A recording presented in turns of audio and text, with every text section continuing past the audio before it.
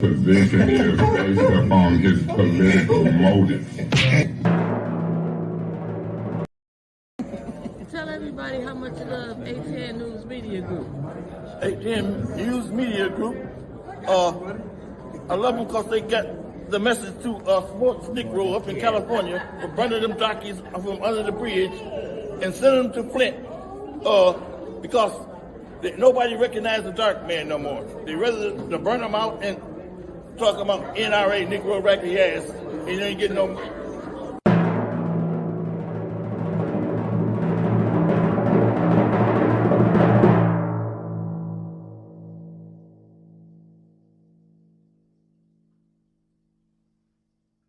Yes, I had a cocktail.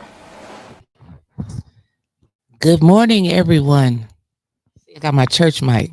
I don't know if I want to sing a solo or just sit here and talking to the mic all day.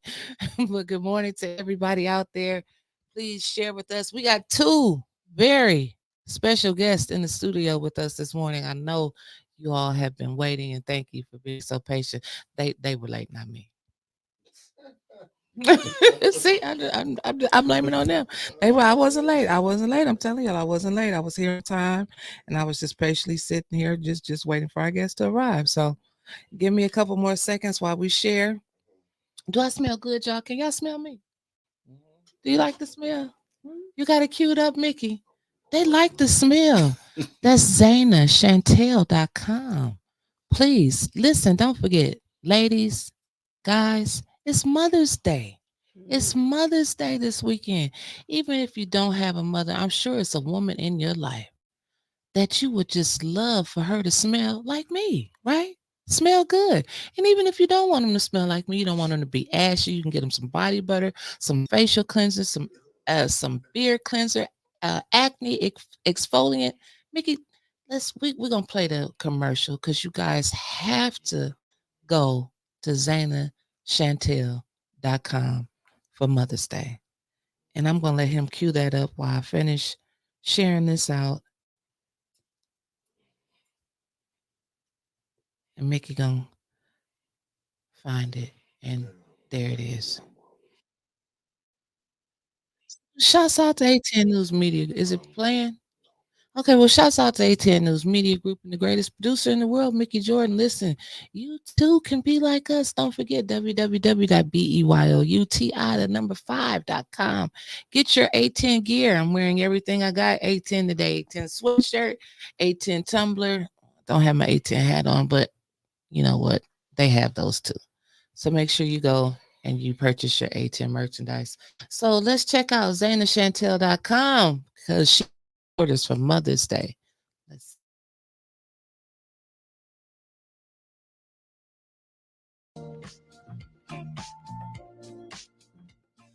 Zana Chantel LLC is a natural plant-based cosmetic brand in Flint, Michigan.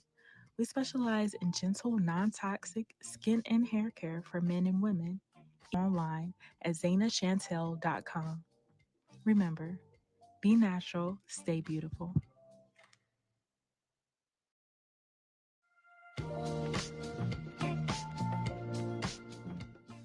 Zana Chantel LLC is a natural plant-based cosmetic brand in Flint, Michigan.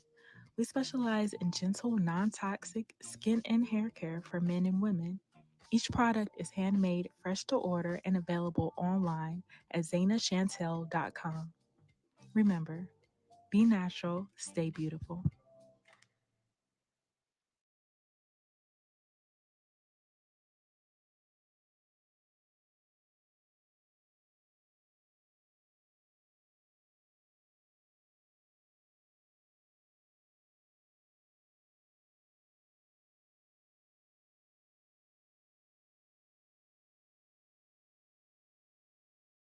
unmute me. We unmuted. Okay. Well, shouts out to ATN News Media Group and the greatest producer in the world. His name is Spacely Sprocket as he's over there knocking down the rocket. So, so listen, I have with me today two very special people. They come from a very special place in the city of Flint, a place that we all love, the Landbank. To the left of me, I have Alexandria Riley. And to the right of me, I have Michael Freeman, director of the Land Bank. So if you guys just want to take about 2 seconds to introduce yourselves to the viewers who don't know you, and then we'll start with some questions. Yeah, my name is Michael Freeman. I am the director of the Genesee County Land Bank, first land bank director from the city of Flint. And I've worked my entire life as an advocate for the city. Started as a community organizer in 1994 in Flint. And I really do believe that that part of my ethic of service comes into my job every day. So, Well, thank you, Alexandria. Well, good morning, Winters, Good and morning, good morning sweetheart. to everyone that is tuning in and viewing. We are excited. We're grateful to be on the show today. So, thank you to you and also to Mickey for providing us this platform. Michael and I'm the sales and development director for the Land Bank. And Michael and I believe firmly, not just in our commitment to the community, but we also believe that. Uh, Opportunities to go out within the community or to join you on platforms such as this is so important to the nature of the work that we do, making sure that we get our programs, our services, the information, the adequate, the knowledgeable, and the accurate information about the land bank out there to the public helps us fulfill our mission in doing what we do at the land bank. So really excited and grateful to be here this morning for this morning's show. Well, thank you. So it's been a lot of talk about the land bank. It's been a lot of talk about the land bank. I can't say that enough because it's been a lot of talk about the land bank. So, um, let's see, where shall we start at today? Well, we couldn't find the Kennedy Center cleaners the other day as we went on our little drive about cutting grass. Okay, it's a lot of grass that needs to be cut. right. Two-part question. Either one of you guys can jump in at either time. So when people they need their grass cut and they see these vacant lots and they say, "Oh, everybody automatically assumes that it belongs to the land bank." So the first question it is, how can someone decipher if it's the city of Flint property or if it's the bank property? And what's your mowing schedule looking like these days? So the easiest way to find out how, what the property ownership is through the Flint property portal. If you go on to the property portal, all of the property information is listed there, and it's open to anyone in the community. Anyone can look at who owns the property, conditions on it. You can even report conditions on it, which will update.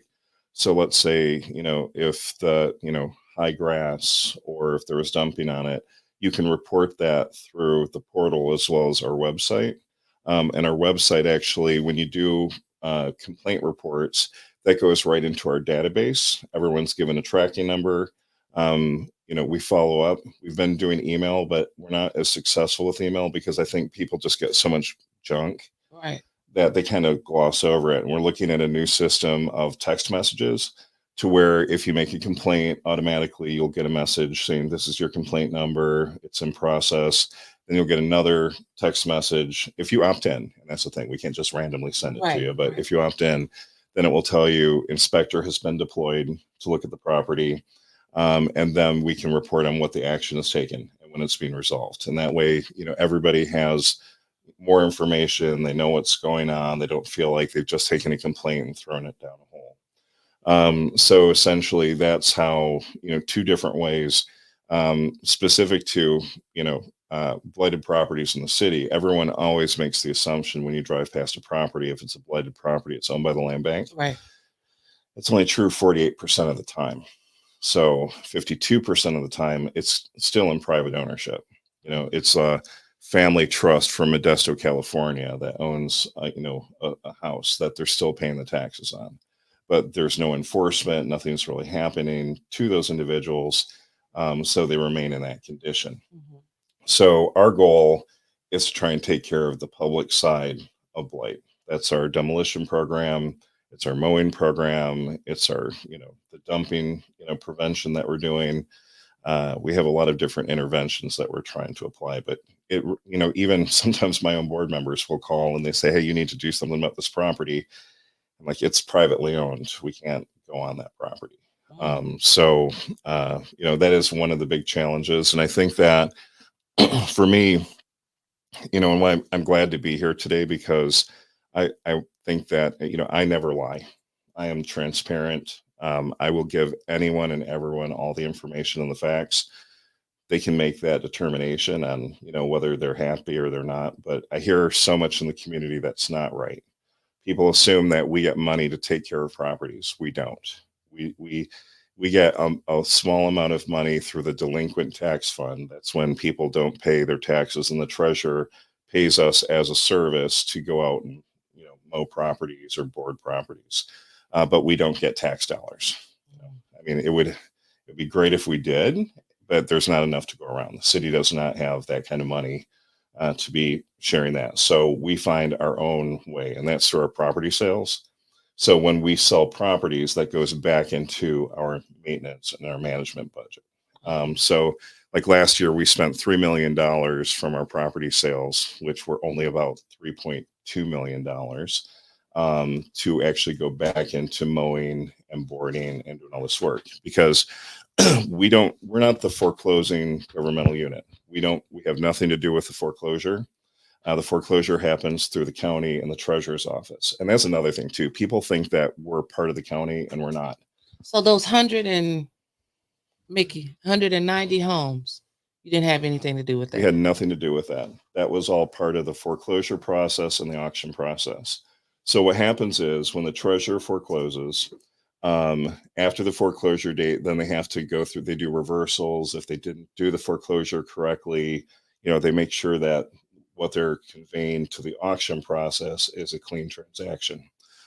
So then the properties go through right of first refusal. Right. So local units of government, they get a chance to pull down that property. Are you sure? Yeah, they do. That's the first step. Oh, Is okay. that they can do that. However, most local units don't do it because the properties come with no money. So essentially, if the city were to, take on all the properties in the city of Flint, they would have the liability of paying for and doing everything with the property. It's like it's going to suck money from the local unit. Okay. And so almost there's only like one unit of government, I think, actually does it, because they only get like 2 or 3. So they'll do it. But the problem with these properties, and then they go through the auction process. It's a minimum bid auction, then there's a no minimum bid auction, and then after the no minimum bid auction, we get everything that's left over. Okay. So that means that we are not getting the best of properties that come to us. Were you surprised that they had that bundle sale this year? So what the surprise was is that somebody bid on the bundle, right? Because in the past, instead of like the occupied properties, the treasurer always wanted to kind of protect those. So when they came to the land bank, ultimately, we could actually do something about trying to keep people in their properties, or, whatever was needed or necessary. So, because in the old auction process, people would go individually bid on properties, and then kick the person out, no mercy, no assistance. And so by the occupieds coming to the land bank, every property, it almost takes a year to even kind of work out the arrangement with each individual household. Like, how do we deal with it? Is it a dangerous property? Should they ethically be living in that property? Or, is it something that we can try and convert them back into a home ownership opportunity? I have a perfect example. There's a senior citizen who called, lived in a house right across the street from the one I grew up on. Okay. So I was very sentimental about, and she called me and she was confused because she's like, I need to come and pay my taxes. And I said, well, that's the treasurer, and the foreclosure happened like a year ago. Wow. And so it came to us, and then she got really distraught. And I'm like, do you have family? Do you have, anyone that we can work with? And she's like, I don't have anybody. And then I said, do you have a lawyer?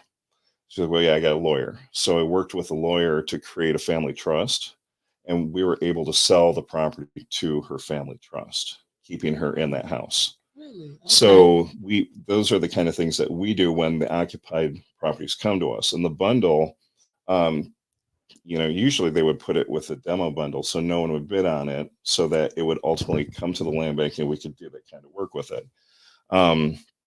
Because of the Supreme Court and the way that the laws have changed, they separated the bundle out between the occupied bundle and the demo bundle. Somebody from Florida who didn't know the market, didn't know anything about it, just said, hey, that looks like a great deal. And they bought all these properties, which we've never seen that in 20 years that happen. So this year, there will be no bundling, like only the demo bundle, probably because, they're a big, money waster. It's like no one's going to bid on it. So they just put those together.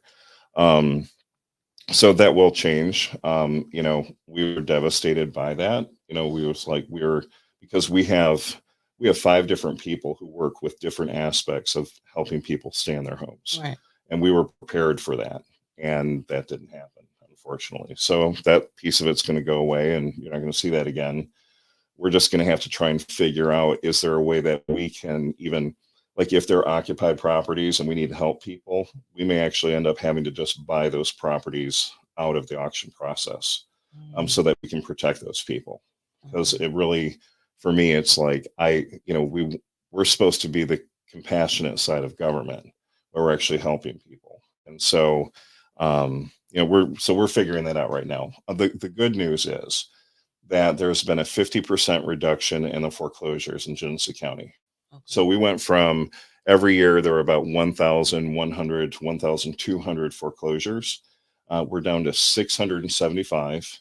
And actually, there's probably going to be about 75 to 100 reversals, which is great, because that, in one way, it's great because the foreclosure crisis might be over. We're hoping. And also we'll have fewer demo properties to take care of. We can focus on, the portfolio properties that we already have versus, it's like Alexandria is busy selling and moving properties, whether they're vacant lots or they're ownership opportunities. But then we get every year, like it's a whole new group that we have to have come in. And now if we can decrease that number, we can be more strategic about the way that we work. Our maintenance money that we put into the city, this is out of our own pocket, will go further, and hopefully we can do more with that. Okay. So it's challenging, but people, and I think too, I think this is an important conversation to have, because even the nature of how we get property and how we actually deal with the properties is really important. We have roughly in the city about 13,500 properties. Okay. This misinformation monster out there that some people don't know, they haven't heard the information and blame that, but some people also pervert that information too. Mm-hmm. Like I heard there was a council person say, they have 13,500 blighted houses in the city of Flint. That's not true. It's not true. 10,000 of the 13,500 properties we have are all vacant lots. So we're about 3,400 properties have structures on them. Okay. About 2,800 are currently on our demo list. So of the properties that are available, like the occupiable properties, is probably only about 500 or 600 properties, and about half of those are still occupied, where we're trying to find ways to keep people in those houses. Okay. So we don't get turnkey properties. That never happens. Every property that we have has to be rehabbed. Just they're at various levels. Some of them are like extreme rehabs. Some of them are fairly surface and whatnot. But we do, and I'll let Alexandria talk about. I was going to see if you wanted to. I don't want to get into your right, area, right. Because that definitely is part of the work that Alexandria does at the Landbank. But so out of our own pocket, we put $3 million a year into mowing and blight, maintenance, and it's not enough. So how many times do you guys actually go around the city with 10,000 lots? Okay. How many times can you complete mowing in a summer? So last year we did 2 complete mows of the city, and it wasn't just our property either, because we would have our guys go out and only mow our lots, and the neighbors are like, "Are you, you know, why are you just stopping?" They're like, you got a lot right next to you. It's not going to take you much more time just to, mow through there. And so we try and do as much as we can just to make the block look good. We used to have an agreement with the city where the city actually, anything that was cited, because once upon a time, the city had their own crew, or like they would outsource someone to come in and mow all the lots that were tagged or who violated the ordinance. They don't do that anymore. And then they had asked us to do it. And, because we were already out there doing all of our own lots. So we just got in this pattern of over mowing in the city. So like last year, I think our final number was 30,000 mows that Okay. our crews did. And then we had another 30,000 mows that were completed by the cleaning green program, that's where we have people apply to be like neighborhood groups. It could be, you know, affinity organizations, churches, they apply and they take over areas of the city where they do like every 2 weeks, they do a mow. And then we pay these groups. There's about 65 groups. There were about 800 volunteers last year who actually did all this work. 300 of those were youth that were being engaged. And then these groups were then being paid to take care of these properties. We had federal funds through the Hardest Hit program. That was for 5 years of maintenance. Now that money's drying up. So more of that money now is coming out of our pocket directly because I don't want to shrink the program. So as the federal funds go away, I'm putting more money into that so we can keep the cleaning green program going, because that's one of the best programs I think that the Landbank supports. Okay. And so, but we get Ruth Mount Foundation money takes a portion of that as well. So we do cobble everything together as best we can to actually deal with the issue. Okay. So the city doesn't have anyone out there to cut their lots right now. Did I hear that The right? city does have. They Okay. have a blight department at the city. Arnold Brown is the director of that.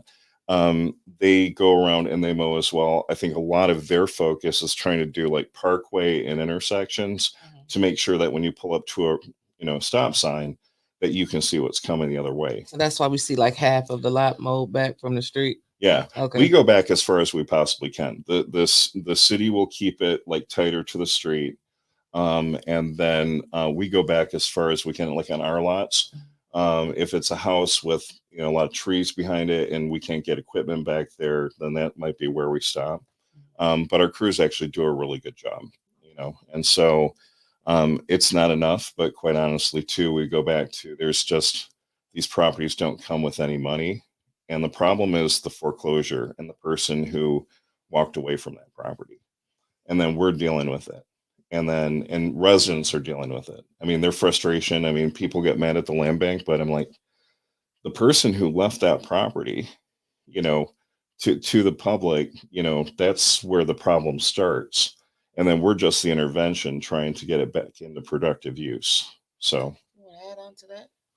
Sure, of 'Cause I know course I you've been want to add watching, on to so that. yeah, I And know you. I have been. I've been looking I at know. all the So ladies are saying Happy Mother's Day, and so I love this because it's an engaged group of viewers and audience. But that's our I want to family. touch on two things that Michael said, and I kind of want to pull out from that two very important pieces. One is the Flint property portal. So we use that phrase fairly freely and say, oh, check on the portal. So what the Flint property portal is www.flintpropertyportal.com. It is a website. It is also an app. You can download it on Android for those of you that have the Androids, and also iPhone. I have it on my phone.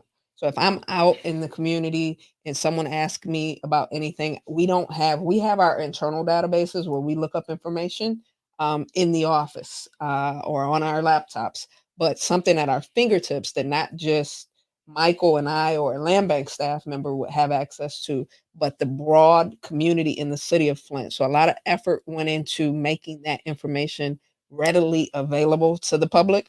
So as Michael indicated, you can see who owns the property, the ward, the parcel number, the status of the property, if it's occupied, if it's unoccupied, also the condition of the property, if it's deemed in our system to be poor condition, fair condition, good condition, demo condition. So that is a huge benefit to the public when you're trying to determine whose responsibility is it to take care of these particular properties. Right. But beyond that, because our goal is not to just keep all the property for the land bank and try to maintain those properties ourselves. That is not our goal. Our goal, as Michael stated, and as it is apparent in our mission statement, is to put those properties back into productive use. So what does that mean? Bottom line, that means we want to sell those properties. That's where I come into play, making sure that those properties are sold to buyers who will maintain them, who will appreciate them. And I say that because I think, it's always interesting when you interact with the public, and for me, from my side, from the work that we do, I jokingly say this, but I also have some heart behind the meaning of saying that, and that is, I don't think the land bank gets the credit that we deserve, and I don't know anywhere else, not just in Flint or Metro Detroit or throughout the region, where you can purchase a lot next to your home. If you own the home, if it's your principal residence, you can purchase that lot. If it's owned by the Genesee County Land Bank Authority, if it's in the city of Flint, you can purchase that lot for just $25. No strings attached. No strings $25. attached. I mean, granted, you can't have any outstanding tax liability Right. in Genesee County. And if you had a previous tax foreclosure within a certain period of time, 5 years, we would have to take it to our board to get the approval for that sale. But outside of those factors, and it has to be your principal residence to qualify for that cost. Otherwise, it would be a fair market rate, which in general is $200 to $300 for a lot. This is land that you're buying. I went to McDonald's the other day and I got breakfast, and I got 2 breakfast combos, and it was more than $25. Right. Right. McDonald's. Right. I get breakfast. it. I get it. I get it. I mean, but and you can acquire land for less than you can, egg McMuffin meal with a hash brown and a orange juice. Right, I get So I think the value of that, the value to the public, the value to residents in that, it's invaluable. And I think it's something that we continuously try to put out there. We used to have this huge backlog. If someone applied, it took us a long time to work through those applications. We were able to hire some new individuals and retool our processes. And so now if you apply for a standard lot, and I always say standard lot because sometimes people mix those up with commercial lots, and that's a big difference from commercial lots and standard lots, residential lots. But that's an added benefit to the community. And we just hope that the audience, and we hope that residents of Flint are taking advantage of that and knowledgeable of those opportunities to the public as well. One great example of just even reuse of a property, there was a McDonald's on North Saginaw Street, commercial property, blighted property, closed down years ago. Alexandria sold it to a woman who now has renovated the whole thing and made the first smart laundromat in the state of Michigan. So an entrepreneur was able to get access to a property affordably so that she could expand her business and do her work. We had another property where it was a medical arts building on Pasadena that had been foreclosed upon. When we got that property, there was a daycare center in there, and the woman had the desire to purchase that building. The thing was, she only had use of part of it and would have to rent the rest of it out. So she had to attract tenants and do a lot of other work. But that's not, the banks weren't lining up necessarily, to fund that. Right. So we were able to connect her with a company that was willing to purchase the building, help her with the renovations that needed to happen, and then gave her a land contract. So they issued her the financing in order to buy that building. So we have these success stories in the community as well of people that don't have access to economic opportunities through like these commercial purchases or even home ownership. And that was another thing too, when I came on board, I don't think the land bank did as good of a job at talking about what we do and how we do it. And so I had people saying that the land bank only sold to investors from China. That's Yep, what I I've heard. heard that too. And so Or we, just investors, period, and yeah, not to regular and people. then we go back and we do all the data. We start doing demographic like surveys of everyone who buys. Mhm. 85% of the people who are buying land bank houses are doing it for either their own homes or for a family member. And only 15% of those properties goes to investors. So there's a lot of misinformation out there. I'm going to blame most of the misinformation on our failure to articulate what we're doing and how we do it. But that's why we're here. And that's why I go to community meetings across the city now. The pandemic's over. Not everything has to be a Zoom call. We can meet in person. And I've been doing that because we need to get out there and talk about what we're doing and how we're trying to help the neighborhoods and community. Okay. And I think it's important also to note that there is attention. There's outside attention. There was just recently a write up, I think, in USA Today, where it said some of the most inexpensive land in the United States, the most inexpensive property in the United States is within the city of Flint. So we have seen an increase in investors trying to purchase in Flint. We've seen an increase in applicants of individuals that are looking to relocate to Flint, but our policy and our mission remains the same. We prioritize homeownership and we prioritize selling to local individuals. Our sales numbers, I'm very proud to report our sales are reflective of the local community in terms of demographics relative to race, relative to sex, relative to uh, zip code. We are selling to local people. And can we And find this information? yeah, this we've is- we've had it publicized on our social media feeds. We come on your show before, and I think we broke it down in terms of what those sales numbers are. But I think in a much broader sense, Winters, that means that we're creating opportunities for local people. And I think one of the most heartwarming things for me is seeing young people from Flint Mhm. buying properties between 18 and like 30 years old. Right. They're in the closing sessions with our closer, and they're bringing family members with them. They're taking pictures. They're happy and they're saying, I'm investing. I'm becoming a homeowner at 25 years old, and I'm investing in my hometown, and I'm creating that equity and ultimately the opportunity for a legacy to pass that out down to the next generation. So it's not to be, I don't want us to be blind of the fact that attention is on Flint and that these are properties that have that attention. People want to buy those properties, but we still, based on the guidelines, the policies of the land bank, we prioritize local sales. How long do you, and I'm sorry to cut you off, how long do you give residents the opportunity? They may not know it's for sale. And then they see someone out looking at the property and then they say, oh, wait a minute, I want to buy that. Do you back up and say, well, we got to give it to the resident first, or do you keep moving forward? How often does that happen? It's a myriad of factors. We advertise our properties. Okay. So with featured homes ready for rehab, and those are the properties that you can go on our website. You can see those properties being advertised, and also the open house date that they will be made available to the public. Okay. What we don't want to do is just have someone that seeks to purchase a property that has no knowledge. Like Michael indicated, these are tax foreclosed homes that come to us through the Genesee County Treasurer.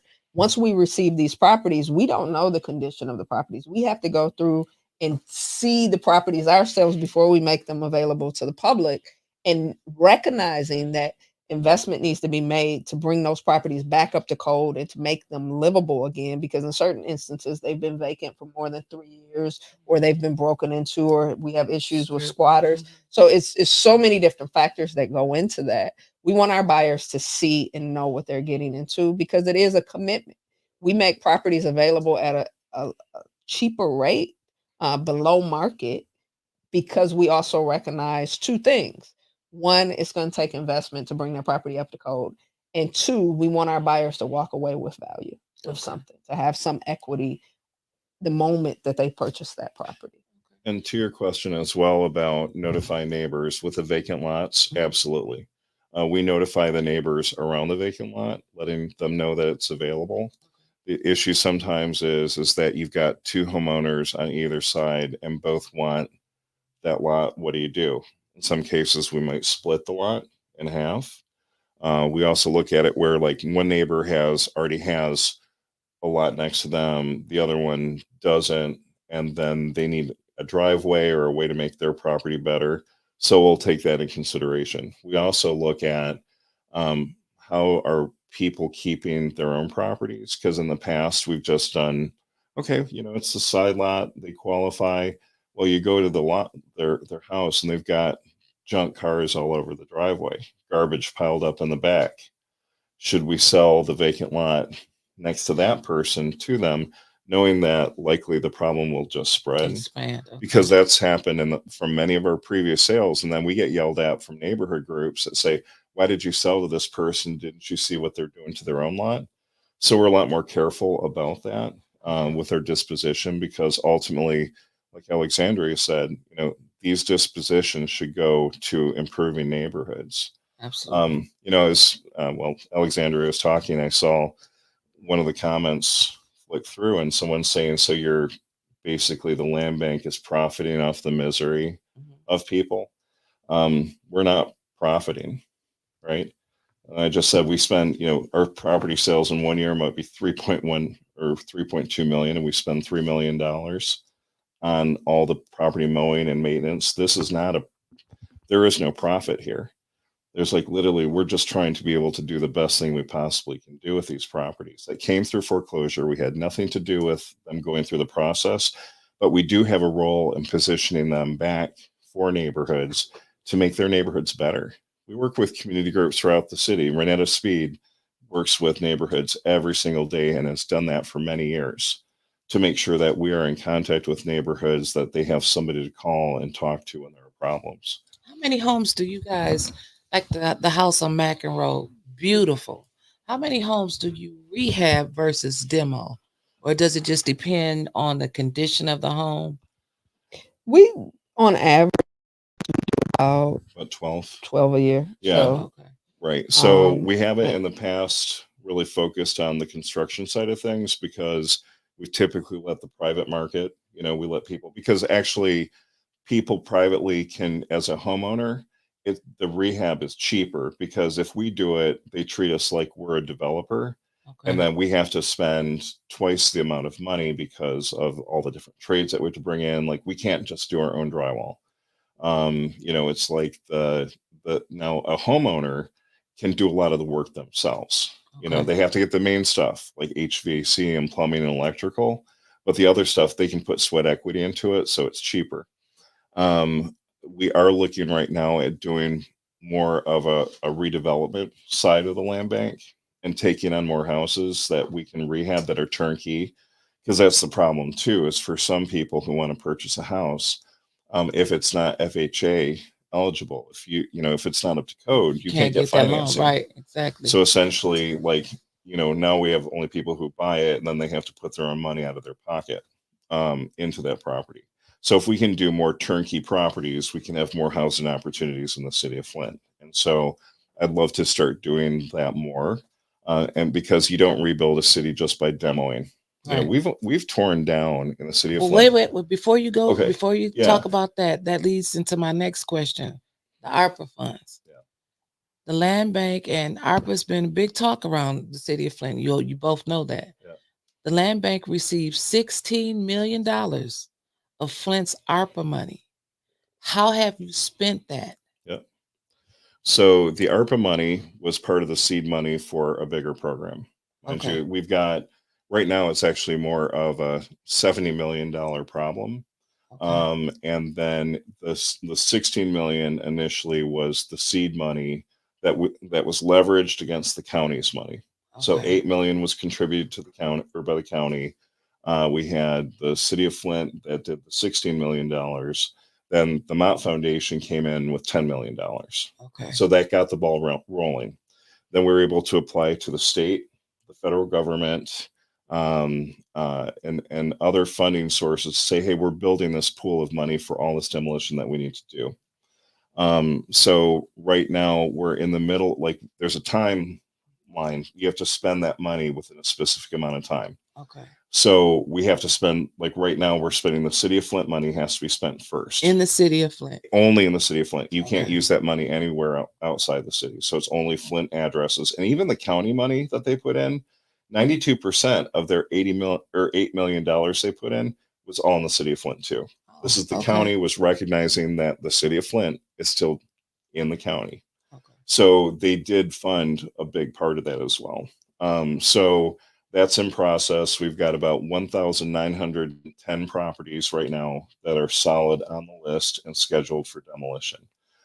We are raising more money. We just put in another $4 million request through Congressman Kilday's office to get more money into that pool. We're advocating at the state level where Detroit, the legislators in Lansing think that if they've served the urban agenda if they fund the city of Detroit, and everybody else is kind of, we're in the back seat. Wayside, right? Right. So, one funding round, the city of Detroit had a $20 million earmark for demolition.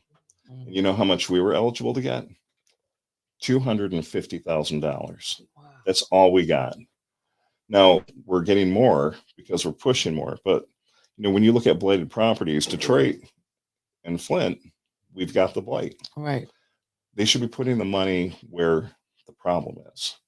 Like, why are they putting $10 million in Ionia, Michigan? A rural community gets $10 million, and then we got $250,000 out of the allocation.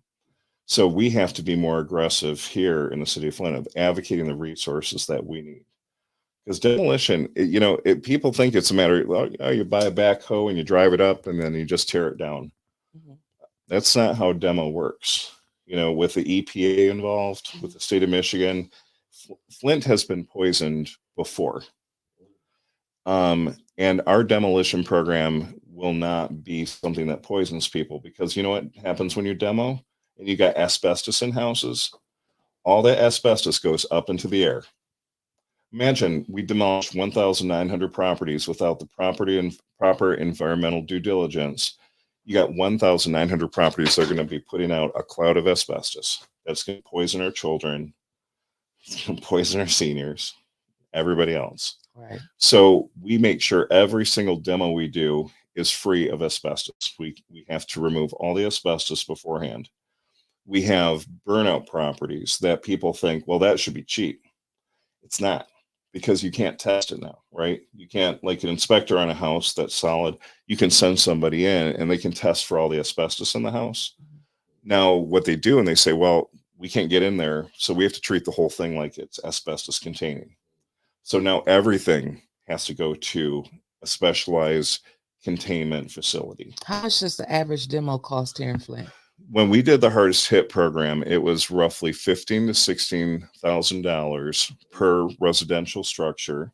15 to 16,000. That was the old cost.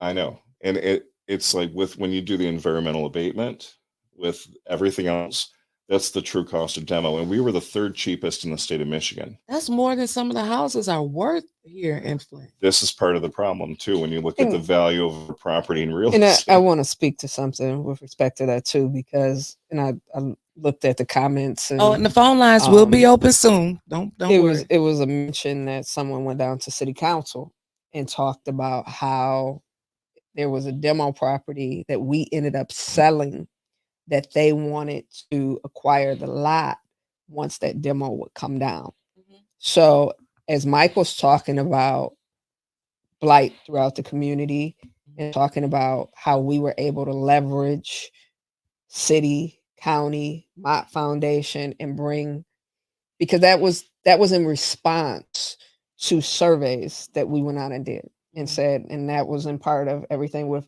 ARPA, where what do residents want to see? Mm-hmm. And it was, there's all this blight throughout the community. We want to see these dangerous structures come down.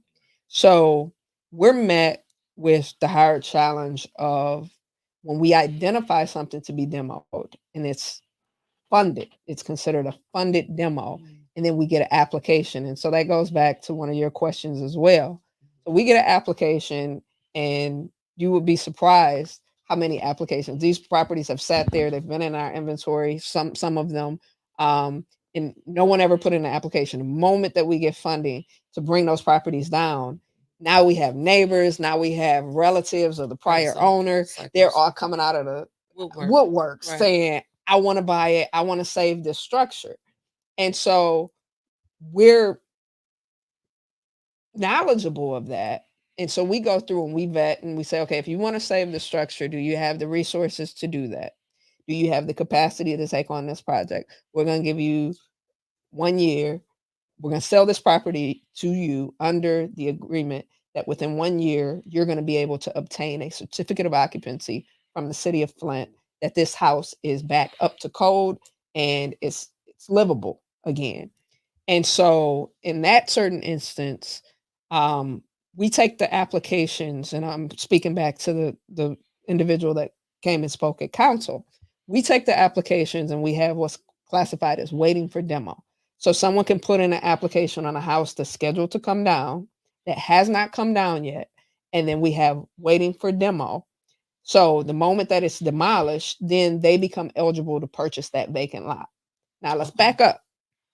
If we don't demolish that house, we have an application for someone waiting for demo, and then we have someone that comes and they say, I don't want this house to come down. I want to save the house.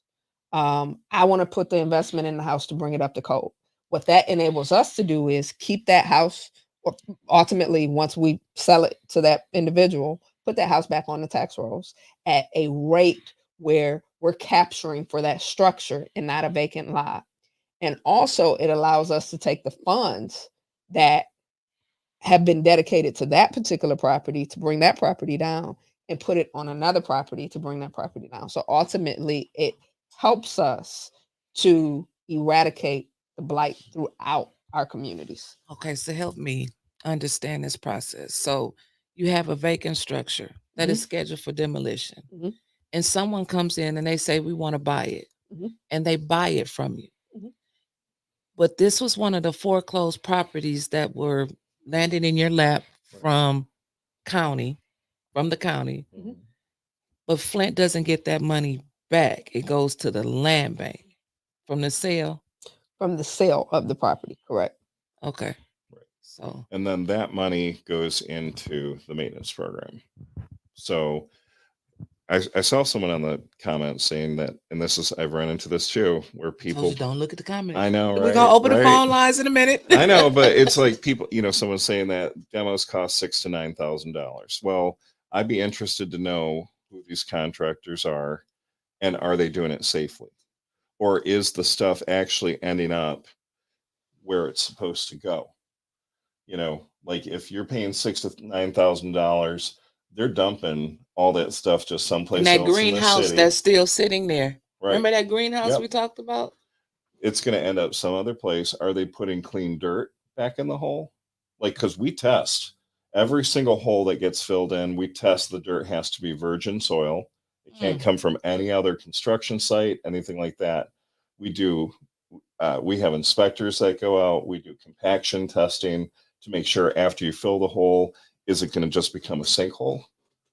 It is more expensive. And we know this because we talk to other land banks in the state of Michigan who are doing the exact same thing. Our prices are coming in at exactly what everybody else's prices are. It is the cost of doing it right versus endangering people or doing something we're going to regret later. And we also have to take out full foundation. You cannot just take out the top and fill in the foundation either. Okay.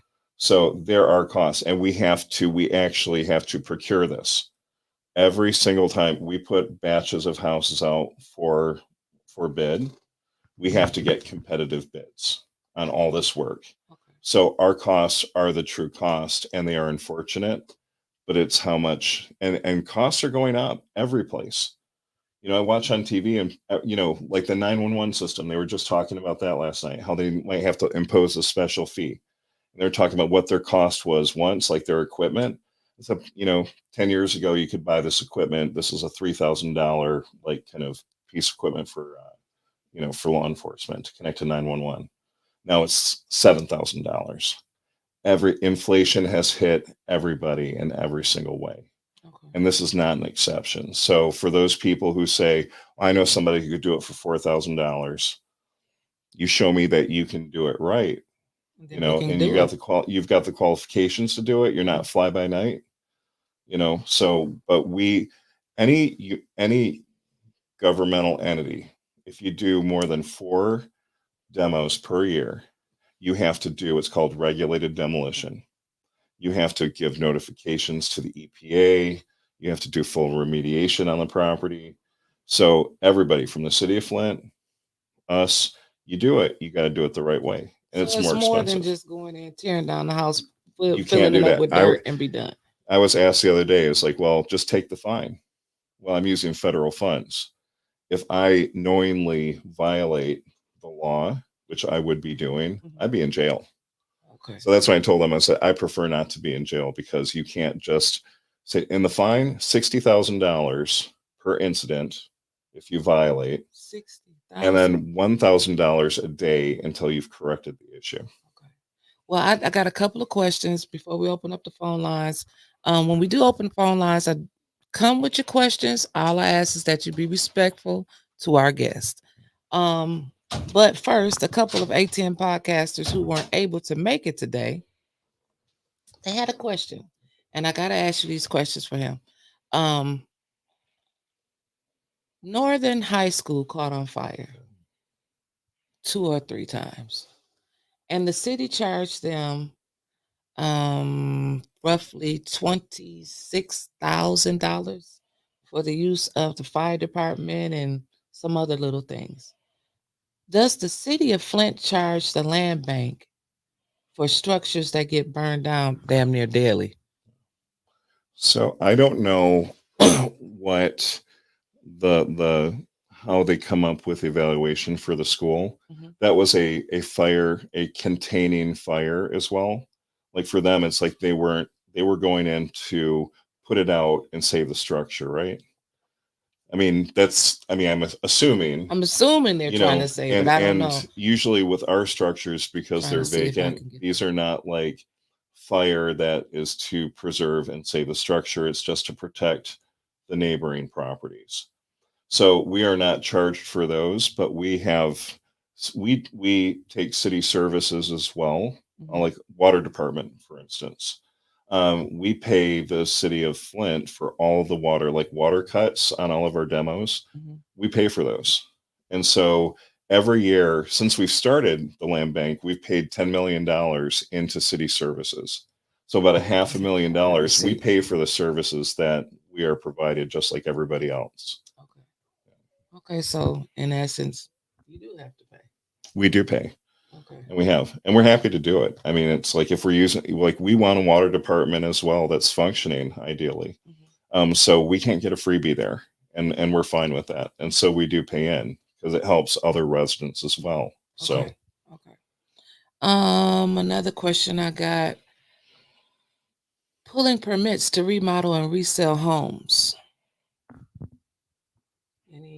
It wasn't really a question to go with that, but Is it something? do with we two pull in permits Stanford? or Does that sound familiar? About 2 homes in Stanford pulling Stanford permits? Court? okay. So So we didn't do those. Those were done by Uptown. So now they're starting to do residential housing. I think they're looking at expanding out of downtown and moving into neighborhoods. Ooh, Uptown? Mhm. I mean, they're Oh, kind of wrapping up. I mean, downtown, there's not a lot of vacant buildings left no, anymore. it's not. So they've talked about, actually, if I've talked to them about their interest in even moving north, Okay, intersection of, everyone knows, on Fifth and Martin Luther King, right? the intersection's not looking great. No, it's not. And so they were like, how can we start doing gateway? How can we start doing development? Because you got Metawanity Village, you got, choice neighborhoods. There's all this work that's going on. Why are you creating, like, that's a bad barrier. Mhm. That's like, it's a stopping point. It should be the gateway to the north, right? And why are we allowing that to look like that? Absolutely. Part of the problem is that we have a guy from Birmingham who owns that one commercial property, ice cream That shop, yes, or that no one can tear down. well, yeah. And then every time that the city would go in and try and do standard motion, this guy from Birmingham's coming in and fighting it in court. So They have found bodies in this I know place. it needs to come. I mean, that needs to come down. It's embarrassing. And so the city is working on trying to get the standard motion going there, and then legally it can be demolished. Okay. Same thing with Ballinger, those apartment buildings near Yes. McLaren. Yes. The ones that haven't been torn down again were owned by a group from Metro Detroit, and there was this property fight, and like it was in court, and the city couldn't figure out who you notify for standard motion to require that it be torn down. You said and the city couldn't figure out. no, the courts. The courts couldn't Yeah, figure out. like the Okay. city is like, who do we serve? Because we're going to serve them. Okay. And then the courts, it became this big issue. Lo and behold, we just found out that just came through tax foreclosure. City did all this work trying to get, that worked out for standard motion. Now at least we can force the issue. Now it's like it's coming through the treasurer's office. Likely that's going to come to the Landbank, and then we can work with the city to get that torn down as well. Okay. So anything to add on that before y'all ready to open up the phone the permits, lines? well, we Okay. have to pull permits on everything that we do. And then we require that everybody who buys our properties has to work with the city to get their permits as well. Because we don't want people being unsafe. You got to get your permits to have your certificate of occupancy. Okay. All right. Flint residents, this is what you've been waiting for. The phone lines are now open, 810-207-5058. Please call in. We got the Land Bank right here. You guys always have a lot to say. Here's your chance. Let's talk to them live right here. Did you well, here's our first caller right now. To start the call or to decline, the call will start at the beep. Good morning, caller. You've been bumped in. You got 2 minutes. Hey, how you doing? Hello, Rich Jones. I'm doing pretty good. Hey, little sus. First of all, I have a suggestion for future properties that Land Bank acquire. Please take the porches off of the houses while they are livable. You said There is a house on Jameson and Buick Street that has been there for over 20 years. Jameson. And if you go down Jameson Street, it's probably one of the only houses standing. And it has not been damaged, fire damaged, none of that, because it has no porches. What's you said Jameson and Buick Street, right? He's writing it down. Jameson and Buick. Okay. Yep. Right down there, y'all gonna see a house. It's really on Jameson, but it's like one house before the corner. Okay. And you will see that it do not have porches. And you will see that that house is standing. And you ride down Jameson Street, it look like Beirut or straight up war. Okay. We'll send it. Straight up war. We'll send inspectors out there for sure. They will send. He said they will send an Just wrote it inspector out. They just wrote it down.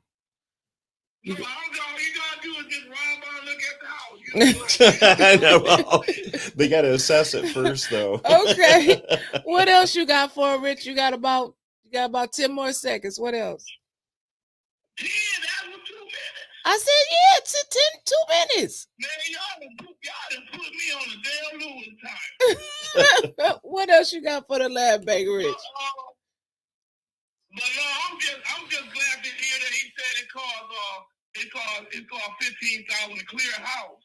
And but I'll talk about that later. Also, why don't y'all pay the garbage company to pick up y'all trash? Because most of the dumpings start as being on the curb of a Land Bank house. And the garbage man continuously ride by it. So that's all I want to say, my 2 minutes. Yeah. Okay. All right. Thank you, Rich.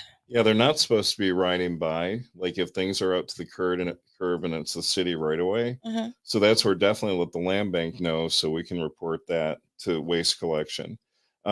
We do admit that the issue is when dumping starts, it continues. When you've got a blighted structure, people like just decide, like even next door neighbors we've seen, they'll just like throw their junk into the yard.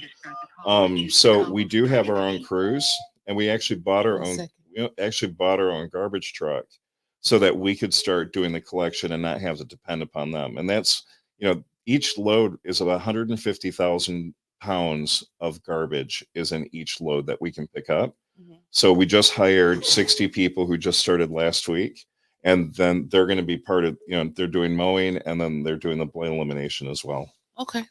Good morning, caller. You've been bumped in. What's your name? Where you calling from? What's your question? This is Debbie calling from Burton right now, but I live in Flint. I'm calling in regards to Franklin Pharmacy when that demo went down. Yep. They had 8 weeks of a little moment of pushing around bricks on a burnt shell, but they gutted your bank right next door professionally, because you guys had recently re-roofed it. Now it looks like any other building up and down Franklin that you or may not own, like scrappers got it, but it was professionally scrapped. Right. I don't understand why, one, it took 8 weeks for that demo, and two, they were allowed to gut that bank. Another thing, across the street from Lear, that credit union, the last building standing on their property besides the union hall, had one operator with one excavator for the couple of weeks that he was there, and not a water truck in sight, downwind from Lear. Fully intact building. So should I answer now or should All right. Is that the only he's going to answer? Did you have anything else? No, the question about the bank that was shown to my family's pantry, it was fully intact, and now it's been gutted professionally during that 8 weeks of pushing around brick for the old Franklin Pharmacy burnt cell that it was getting abated. So Okay. So all right. Thank you, It caller. was just mind-boggling. All right. Keep listening. He's going to answer now. Okay. Yeah. So Thank you. I'm going back on. All right. Thanks. the Franklin Pharmacy building, which that was an arson. We actually worked with the EPA, and the EPA actually came in and they did the demolition, right? Mhm. Because it was asbestos containing, and that was another way that we leverage money is like EPA. Same thing with Brown's Funeral Home. That's a really great example. That one burned, it burned before it went into foreclosure. Then we got it, so we went back into it, and then really burned it. And then that property would have been about $1 million demolition, right? That would have wiped out $1 million. $1 million to take that down because it had basements, chemicals. It was a funeral home. Right. They got stuff in there. And so that one kept me up at night because I'm like, I didn't, how are we going to pay for this one? We went to the EPA. The EPA did rapid response grant funding, and they were able to tear that down. That was $1 million leveraged into this community that we didn't have to pay for because of what the land bank did. Now, sounds like she wasn't happy with the way that the EPA handled that demolition, and that do you have any say? We don't have any say. Once it's turned over, the EPA takes over the site. Okay. So we don't have a lot to say about that. We have marketed the building right next door to it. We have consistently marketed that property, trying to find somebody for it. We'd love to sell it. And if her family, I guess it sounds like when they looked at it, it was intact. I wish they had actually bought it because we would have sold it. I don't want to keep property. Every property costs more money to take care of. And if I can thin down what we have, but the thing is, we can't become like eBay. We can't just sell it to whomever, like the investors from China. Right. Or, we have to make sure the right people are getting these properties that are going to do something with them. They'll say, oh, just, why don't you give it to, just anybody who walks in? Well, are we setting them up for failure? Right. You got a house that's going to take at least $50,000 to make habitable. Should I sell that to a person who doesn't have an income, who will never be able to do the renovation on it? Gotcha. All right, caller, you've been bumped in. Thank you for calling in. Where are you calling from, and what's your question? Hey, this 810 family. This is Casey. I never call in. This is Kendra. My name is Kendra for real, but I'm Casey on Facebook and in the chat. Hello. How's everybody doing? We're doing wonderful. Good. I got a two-part question. First, Mike and Alexandria, what is the process once you guys demo these properties, you get the money, you demo the properties, what happens after that to the property? Like, once it's empty, do you continue to care, to cut the grass, to take care of the rodents and the moles and the things that are happening in the vacant lot? My second question to that, and then I can hang up once to let you answer. My second question is, what is the process, or what should we do? We put in an application a while ago to buy a lot next to our family home where I grew up at on White Street. And we turned the application in, and the young lady said that that's what we do. We didn't get any receipt or anything, once we left the application. What happens next, or what are we waiting on? Do you guys email or send a letter saying we got the lot? What is the process next for that? Thank you so much. I'm gonna hang up when so other people can call me. All right. Thank you. Thank y'all.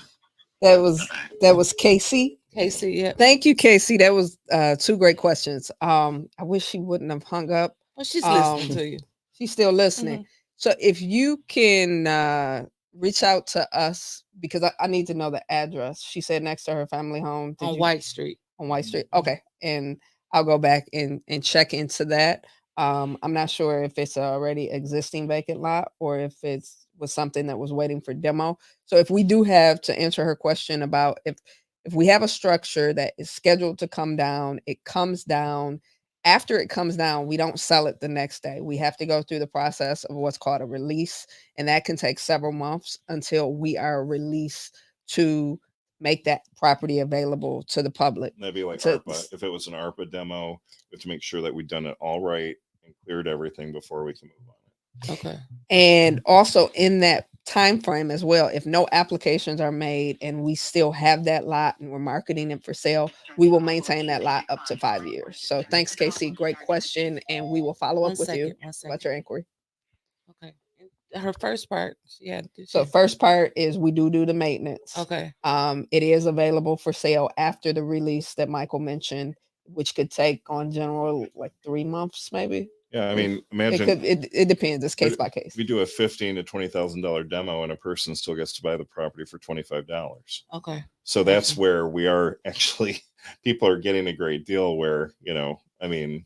Oh boy. Well, I mean, but it's better for us longer term if we can buy a $25 property conveyance, add value to that person's property, and have someone taking care of it. And we don't have to mow it, and it becomes a garden or something nice. It's worth it, Good morning, caller. You've been bumped in. What's your name? Where are you calling from? This is Don calling from Flint. Oh, I've got Lord. a couple questions. How many properties does the land bank currently own? How many properties does the land bank currently own? So right now it's approximately 13,500, and about 3,400 have structures on them. 2,000, probably 800 of those properties are on the demolition list. So I've never heard so much propaganda and lies in my life. Wow. This guy on a recorded line 2.5 years ago giving me the exact same numbers, which goes to show you they're not selling anything. They want to be judge and jury. He said it earlier that he wants to dictate who buys. Oh, that's Don Pfeiffer? And who doesn't. Oh God. Their whole mouth. Oh God, yeah. Yeah. No, I mean we got history. Hey Don, how you doing? I think that it needs to be noted in terms of the was he just absolute lies, soil testing, unheard of. I mean, just the repetitive Don's just lies mad at that me. goes on, and he acts like he's doing a favor on removing this stuff. That's an EPA standard anywhere in the country that asbestos has to be removed before demo happens. So just the compilation of lies is just unbelievable. And to let him go out there and spew it to the 810 media group is just unbelievable. So you're saying, Don, that a demo doesn't cost $1 million and they don't have to do this? No, $1 million. Just the lies of $1 million. They didn't even take down the front wall on that property. Let's say it's $1 million that he put back into the community. to perpetuate these continuous lies and fabrications to make himself look good is just go back to Detroit where he comes from. Okay. From Detroit. All right. Thank you, Don, for calling in. Thank you. I'm going to give him a chance to explain. Okay. Yeah, Don's not happy with me because he wanted a piece of property that, we wouldn't sell him. So that's fine. He's angry and upset, and a lot of people are angry and upset. We're a public body, and the work that we do, it's a public trust. I can't give away property to people because they want it.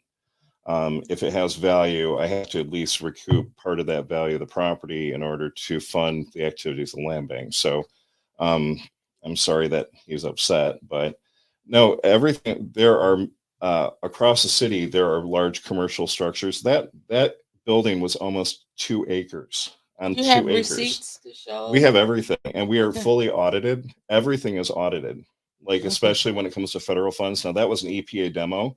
So they weren't required to do everything that we're required to do. They didn't have to remove the foundation. So they took down all the dangerous stuff. They were able to fill it in. And so, no, that did not cost them $2 million, but it would have costed us $2 million because we would have had to follow the city code, which would have been full extraction of 2 levels of basements as well. It would have cost that much money. And we get, look at the schools right now. How much are the schools paying for their demolitions? I think Washington School, was that the one that just Yes. had to be torn down? Love to look at the demo estimate on that. Look, McDonald Dairy right now is coming down. That's roughly a $2 million demo. So They about to tear that down? the county purchased it. Well, no, we signed it over to the county because they're going to put a recycling demonstration center in their motor pool on that site. Wow. Good morning, caller. You've been bumped in. What's your name and where you calling from? What's your question? This Baby Doll. Good morning, everybody. This Baby Doll from Detroit. I got Turn down your background. Baby Doll from okay. From Detroit. I got a question for both of them. Okay. Hold on. Let me turn this down. My question is with both of them. For a whole year free, me and my daughter called your office. We even came down there to your spot about a property on 410 West Pulaski. We removed all that trash that was in the back. It was motor transmission. 410 West for Pulaski. a whole year. All the way to this week, I told her not to cut your property.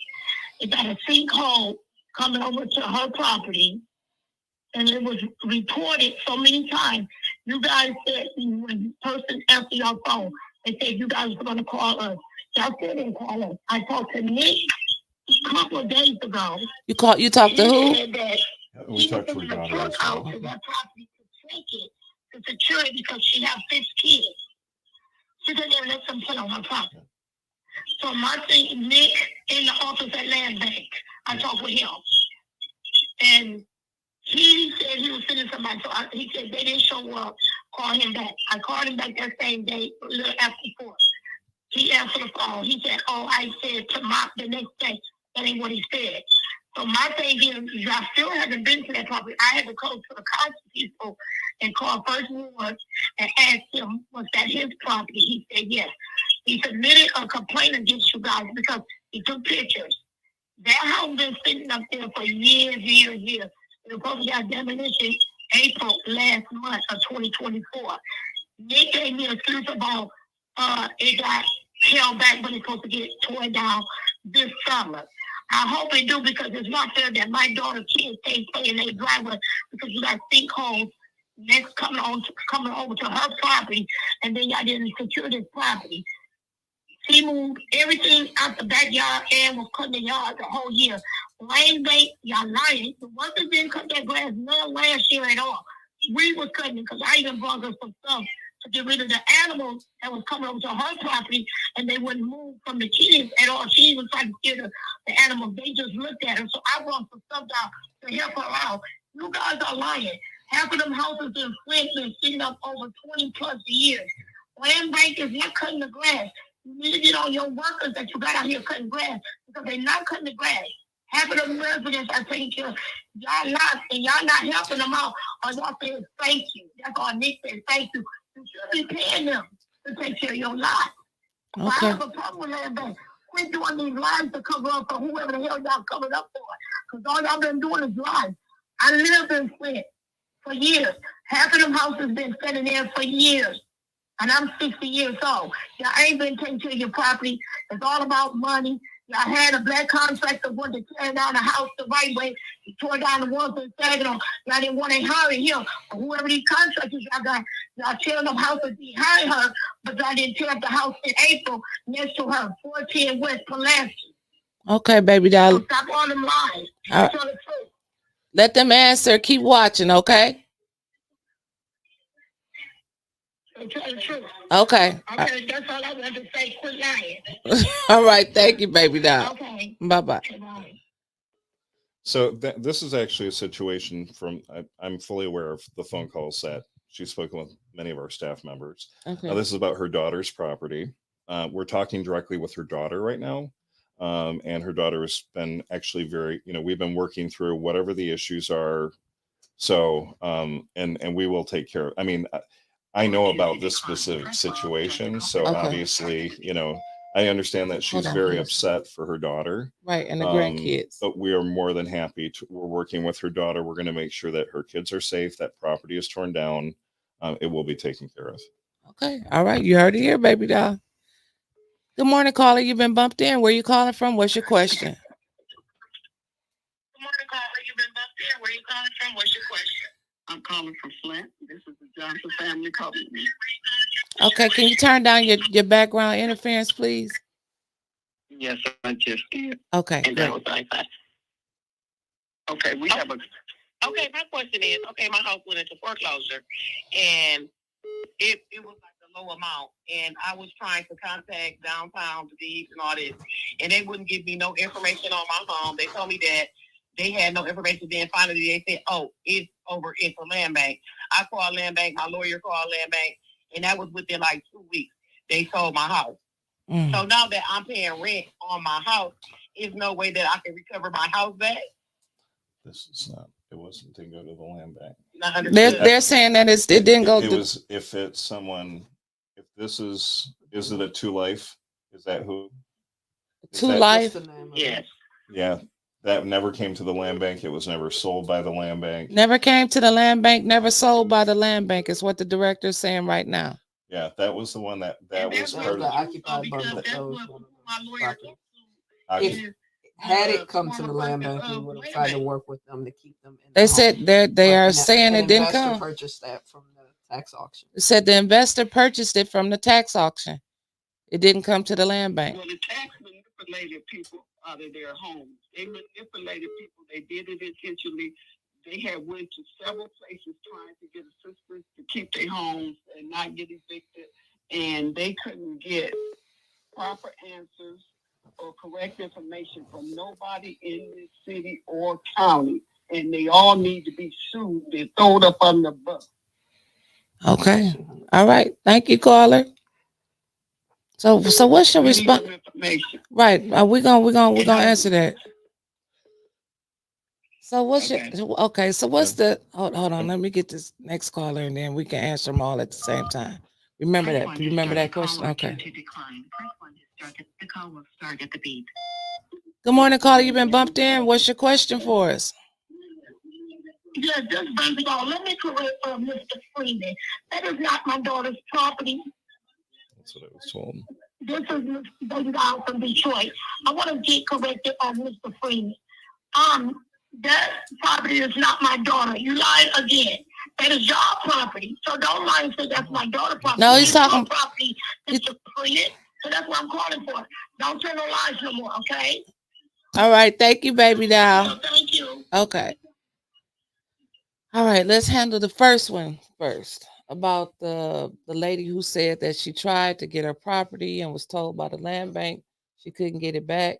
True Life. What did you So that wasn't something that was in our inventory. So earlier in this broadcast, we talked about The the bundles. bundle that was sold to Right. that group, True Life, which they purchased that bundle of what was the total number? 190.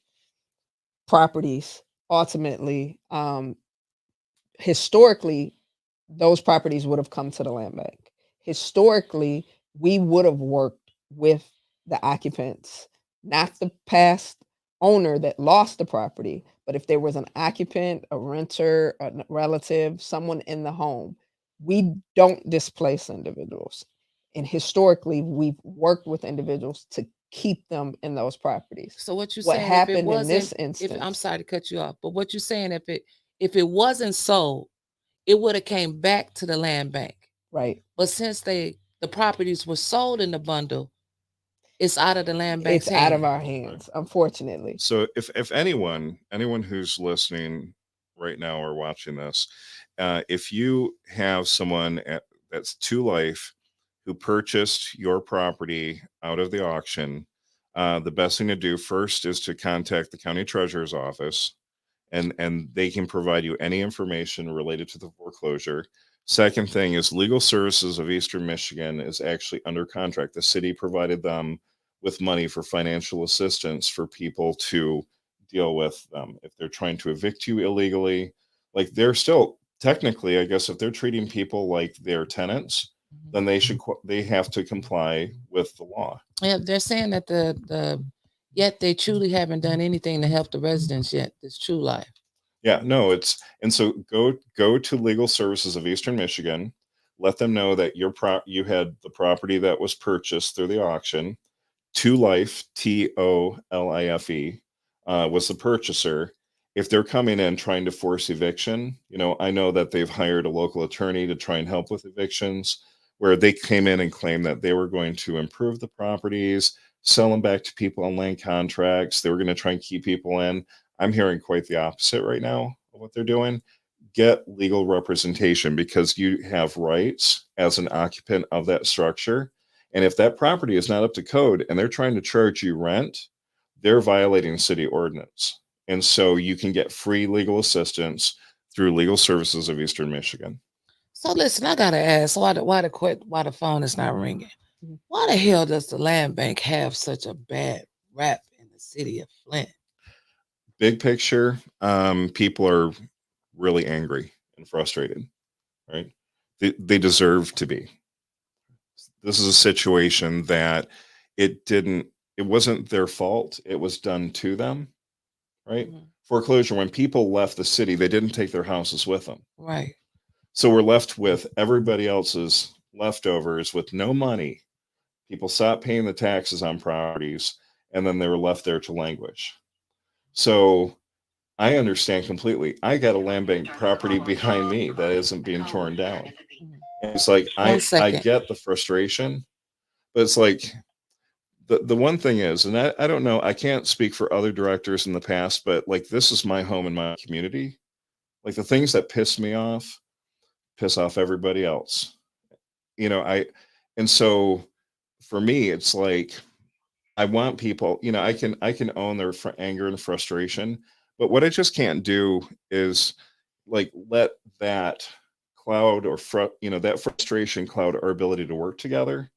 Because you actually do. I mean, I know a couple people here have called me liars, and I would say people who really do know me, I mean, from my work at Mott College, in protecting our college president who is being run off by people who Want to run her off.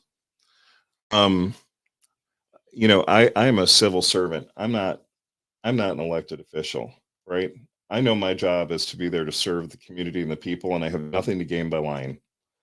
Right? This is an awful situation, and we're doing our best to solve it. But for people to like, allege that there's something like money laundering, hiding, no, this is a money losing proposition every single day, and we can only do our best.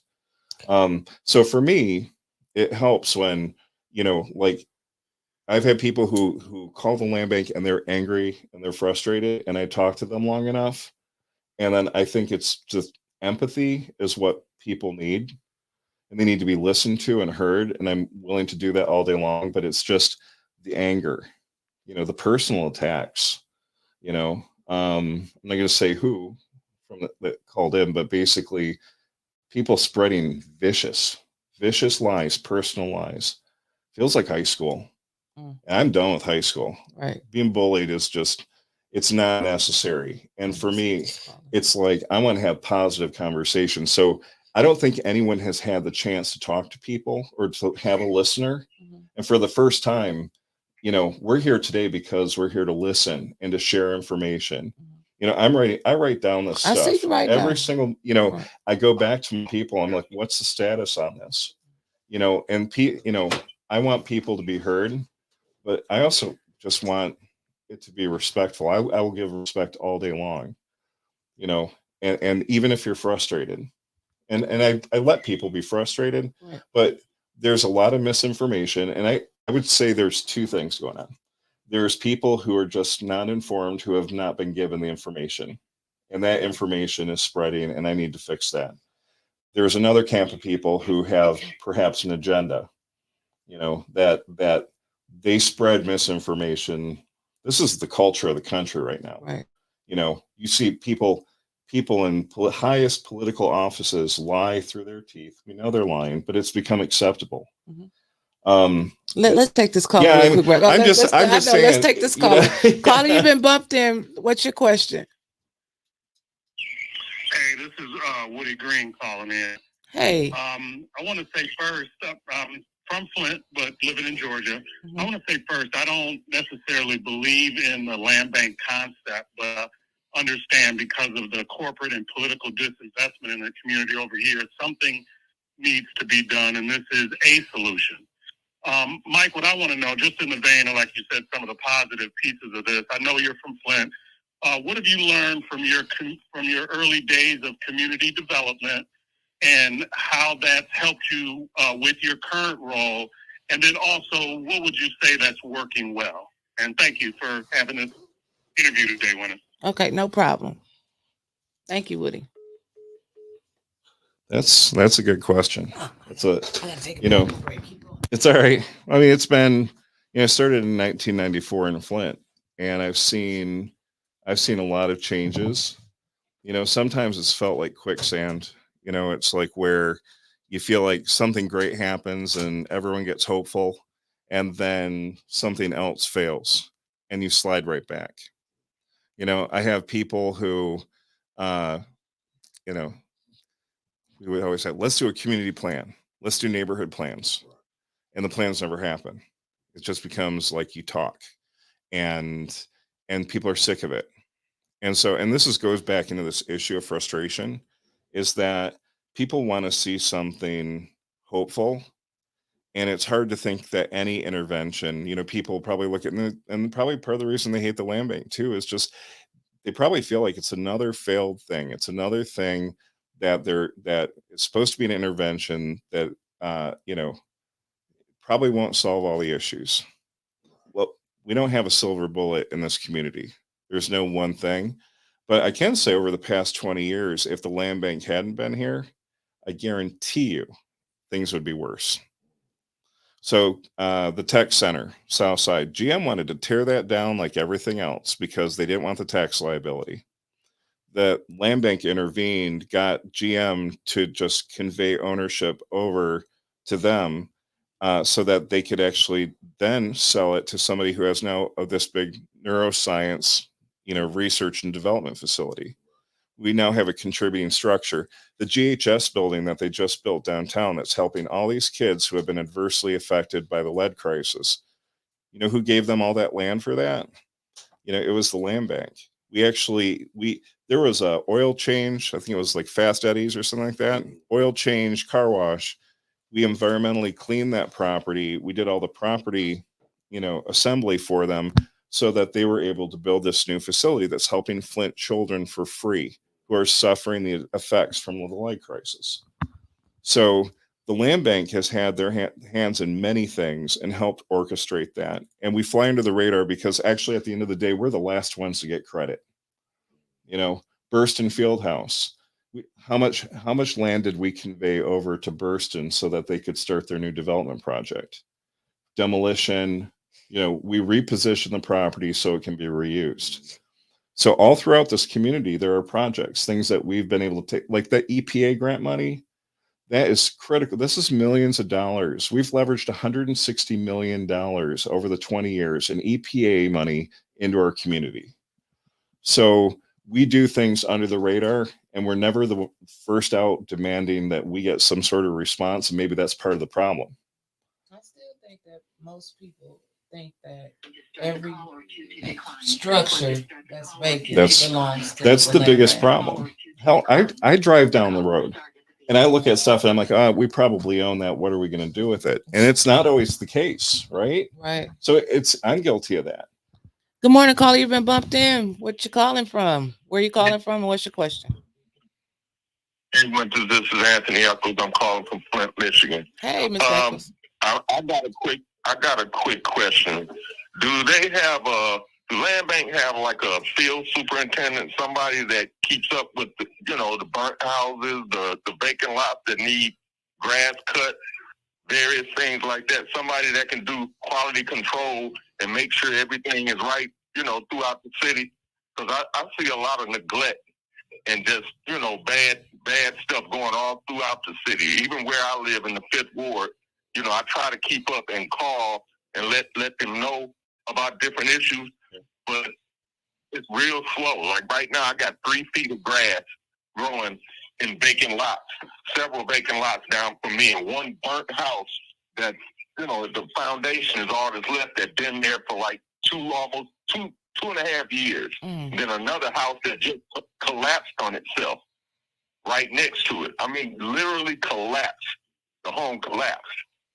Stuff like that. If you had a field superintendent that goes out and look at these things, you wouldn't have these issues. Somebody that just drive through Flint and just look. You understand what I'm saying? So I just want to know, did they have anybody like that on staff that do these things? Yeah, we Okay. actually. Thank you. Keep listening. He's about to answer your question now. One of the largest Mm-hmm. one of the largest departments of the land bank is the maintenance department. That's where we have inspectors. That's where we have, people who oversee all of our field crews that go out. So Dwayne Bickford is actually the director. And then he has numerous people. And this is where we have the 60 people that we've just hired to go out and do this work in the community that just started. And this is another thing too. And I know that people are really upset this year. They weren't as upset last year because the spring was so dry. It was a very slow growing season. So this has been a very wet and green and perfect scenario for optimal growth. So we're seeing higher grass growth than we've seen in the past. So this is something that we need to catch up to.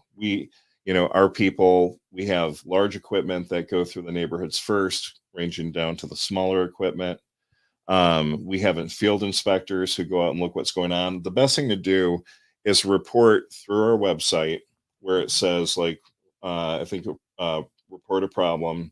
You can actually put in all the what's going on, because then it goes to our database. I actually have a clerk. Her entire job is basically tracking all the complaints, what's going on.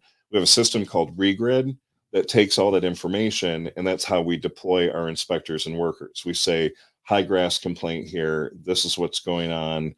Dangerous structure. This year we've started taking down dangerous trees. We've never done that in the past. The funding is limited, and we're hoping to get more money. But where we've got dangerous trees, we're working with Conservation District. They go out in the field. They assess when we get a complaint on the tree. Does the city and the land bank have a working relationship? Because I know they had passed 2 resolutions where they gave tree companies over $600,000 to tear down trees or cut down trees. So we do. We meet every 2 weeks now. Okay. This has been a growing relationship that the mayor and I have both been. We said we need to coordinate. Mm-hmm. You can't have the city doing one thing and the land bank doing the other. Right. So even when it comes to mowing now, we're going to have where we're doing our big mows on the lots, then the city should be around there at the same time, making sure they're doing all the street cuts. So we can actually double the amount of effort, making us a lot faster versus then 2 doing things separately and distinctly. We're now meeting about a lot of the issues where they're getting reports from the blight department on land bank properties. So we can take those, because that's the thing too. When you report it to the blight department, that has not hit us. It just goes to the blight department. Yes, we got a call about that earlier. This Right. week. So Somebody call called the land us. bank. Yeah. Right. If it's a land bank property, and that's the first thing you do, make sure it's a land bank property, because we can't legally touch things that we don't own. But then we can deploy our people. It's in our system. We can see hot spots, and especially where, like, if there's dumping, let's say someone's just coming in. We got tire companies from the out county that come into the city and they dump on properties. And so if we can start through our database, we can start mapping and we can figure out where is the hot spot, because then we can notify law enforcement that we've got a serial dumper here. Arsonist. We had an arsonist that they finally caught who was burning down land bank properties. He was from Saginaw, and he would take his son, his teenage son, to show him how to burn down properties. They finally caught him, but this is what we're up against. I mean, this is like frustrating work that catching all these bad actors. We had somebody who was a contractor who was doing a bathroom remodel, who went to Chevy Commons and was like beginning to dump in Chevy Commons right in plain sight. What the hell are you doing? He's like, well, I got to get rid of this. And we're like, this is city land. Right. And he's like, well, no one really cares anyways. This is my frustration, is that we need to have a massive PR campaign and everybody working in coordination, neighborhood groups, land bank, city of Flint, where we all mount this blight elimination program, that it is not acceptable. It's not acceptable to dump in the city, because I guarantee you most of the people who are dumping in the city of Flint aren't from the city of Flint. Because why would you dump in your own backyard or your own area? So we have a lot of hurdles and a lot of coordination, and government alone cannot do this. So how many blighted properties are coming down this summer in the city of Flint? So this summer, we're trying to hit at least 500 more. Okay. We've torn down probably about 550 so far. This is the first year of the program, because we got approved the ARPA money, but then it took a while for them to figure. We were the first contract, so they had to figure out how to write that contract. So all that time was ticking. We were tooling up our program, but between when they made the decision to actually fund the program, which council will say, well, we funded this, why isn't more done? We couldn't do work without a contract. And see, that's my thing. I think when it gets approved, most people are thinking, and I even thought that you get the money like the next day. No, it wasn't. Like, literally, we didn't do, let me see, I think we got the contract was, I think it was approved in the spring, and I think the contract came in November. Oh, wow. So you can't spend money unless you got the contract. So that's another thing. But I'm hopeful that we ramp up to 1,000 properties a year. Like I said, we have almost torn down 10,000 properties in the city of Flint. And 10,000 more have already been burned up. So it seems like, Yeah. Well, that's the thing too, is like when one of your callers said that, that was the same number as before. Yeah, we get 1,000 new properties a year. And so if we're selling 1,000 properties a year, that number is not jumping around a whole lot. Right. Okay. So until we really start liquidating, and quite honestly, when I started at the land bank, we had 15,500 properties. And despite getting 1,000 properties plus 1,000 properties a year, that number is still going down. We're moving more properties than we have in a very long time. And that's thanks to Alexandria. She is very committed to this work. She's looking for all these, how do we get rid of barriers for people where the income qualification didn't have a lot of room for doing, like looking non-traditional income sources. And she has been pushing for that. Our land contract program is, it's risky for us, but it's good for residents. It's good for people. Like, instead of trying to, pay cash for everything to buy it from us, you just put 10% down, keep the rest of that money in your pocket and put it in the house. Get it up to code so you can live in it. Mickey, we got a couple questions up here on the screen you want to put up? What you see on that? Oh, I don't know. I'm just saying, do you see any to put up? Okay. Alexandria. So I want to add, in part, I want to touch on our role and our work. We serve the community. And I think when we allow division, separation, personal animus, all those things to flow into the equation, it takes away from the solution and the positive work that we're doing. I'm proud to sit next to you or anyone in the community on any platform, on any show, and talk about our impact. Our impact, our numbers, the record speaks for itself. When individuals and Flint is a beautiful city with such a rich heritage.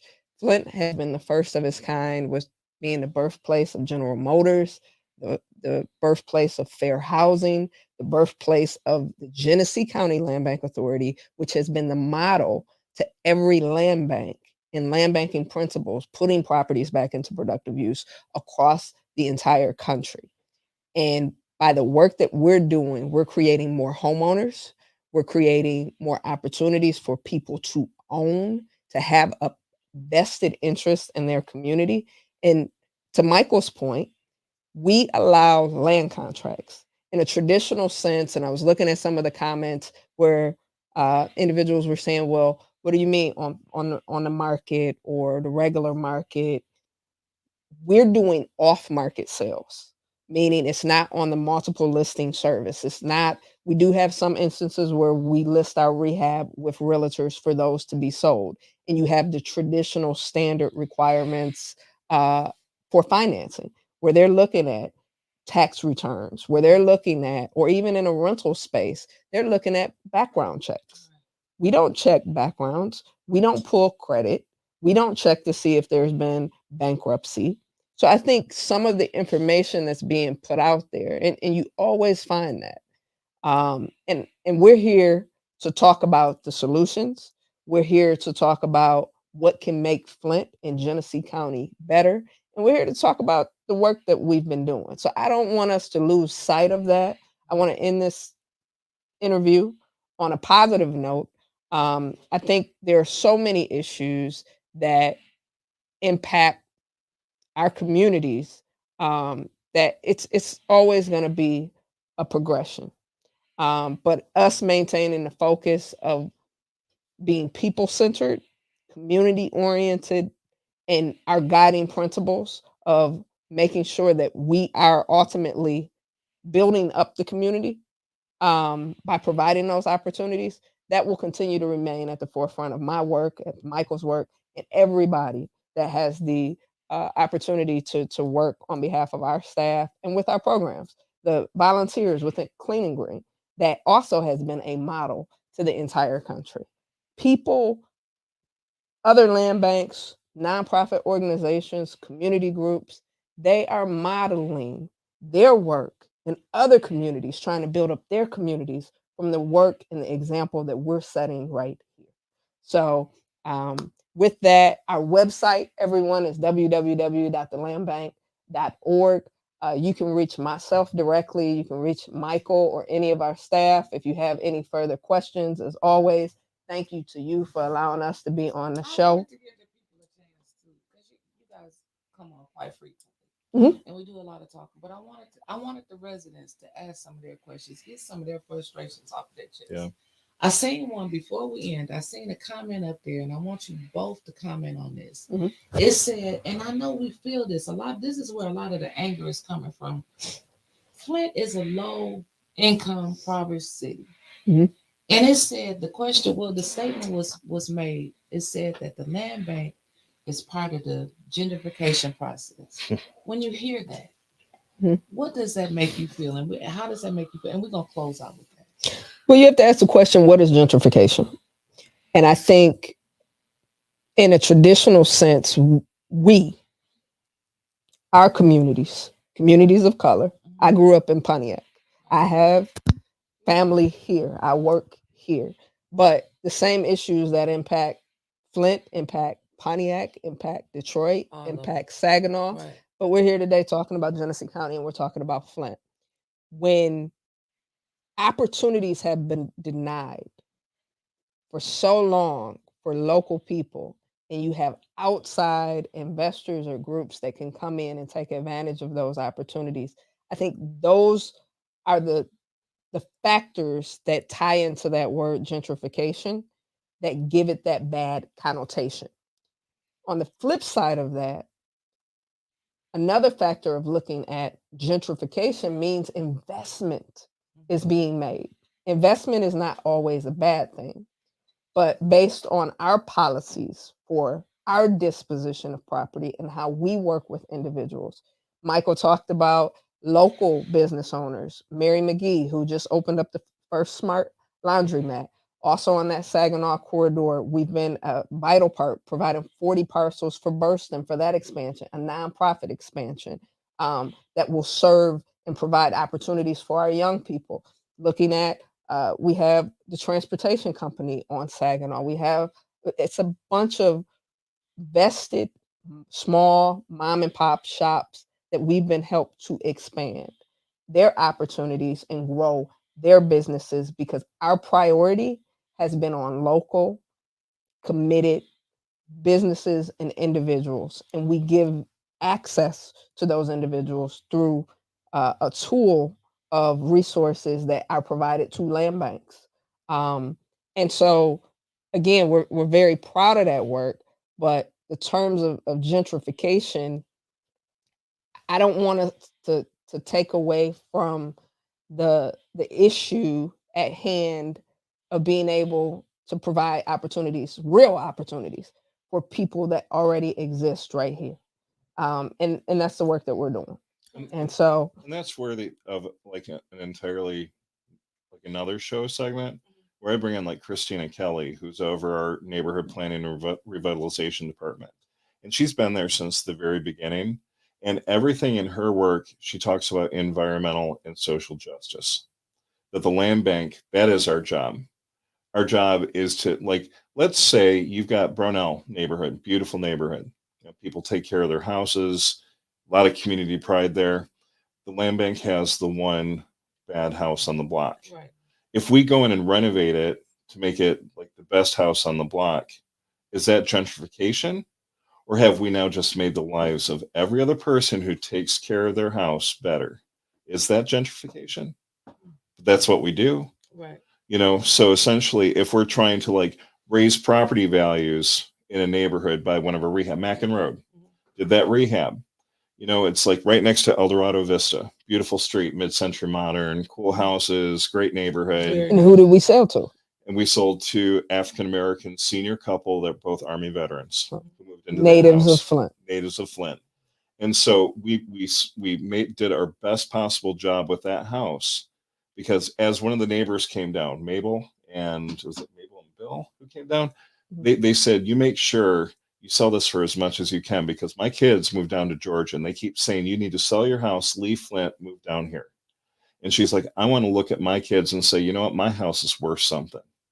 You know, now you've got a new comp for that neighborhood that will actually now they can go into a bank. They can actually get a loan if they have to have an improvement to their house. Is that gentrification? If we're not looking to dislocate anybody, we're trying to make things better for the people who live on that street. So there's a lot of debate on what gentrification is, but that's not what guides the land bank.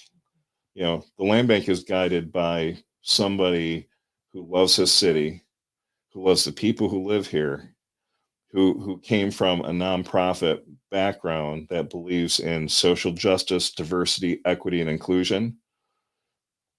You know, I'm not even trying to look at some of the comments that are being written. Some could be good, some could be bad. But at the end of the day, I get to work with these unsung heroes in our community. Karma Lewis, first time I met her, and she talked about her ethic on the land bank. And she's like, you know, on my street, we got land bank properties. I'm not waiting for you guys to mow. If I see a lot that needs to be mowed, I do it. And she shows up at every single like neighborhood cleanup, our clean and green people. You know, I got a lot of people who are angry and upset, and maybe some people like I heard this guy say once, some people are a pancake, and that they're pancakes you're never going to flip. That's fine.